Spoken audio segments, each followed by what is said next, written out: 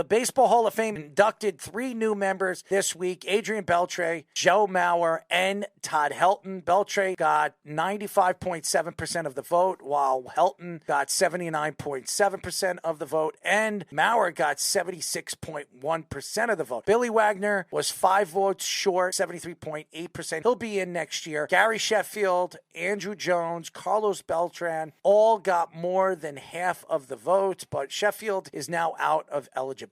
Alex Rodriguez and Manny Ramirez both were around just 1/3 of the vote. There have been 3 players or less inducted into the Hall of Fame in 4 of the last 5 years. Beltre is definitely a Hall of Famer. The guy has an unbelievable career, one of the best third basemen for many, many years. Power hitter. He had a lot of doubles, a lot of triples. This guy had a tremendous ability of seeing the ball the way he did, and a great defender. Todd Helton played in Colorado. There's a lot of questions with that, but Helton was a career .290 hitter outside of Colorado. That says a lot about his hitting skill and his power and what he did outside of Colorado. And Mauer, for 5-6 years, he was the best catcher in baseball. An MVP candidate every year, slugger every single year. The guy won a batting title or 2. When he was at the top of his game before injury, he was one of the best, if not the best player in baseball. Yeah, and you also look at the Baseball Hall of Fame, when you talk about the criteria of they like guys that really did well with teammates, did well with the media, guys like that. I think all 3 of these guys really qualify for that, too. Adrian Beltre was loved wherever he went. The Dodgers, when he first came up as a young player.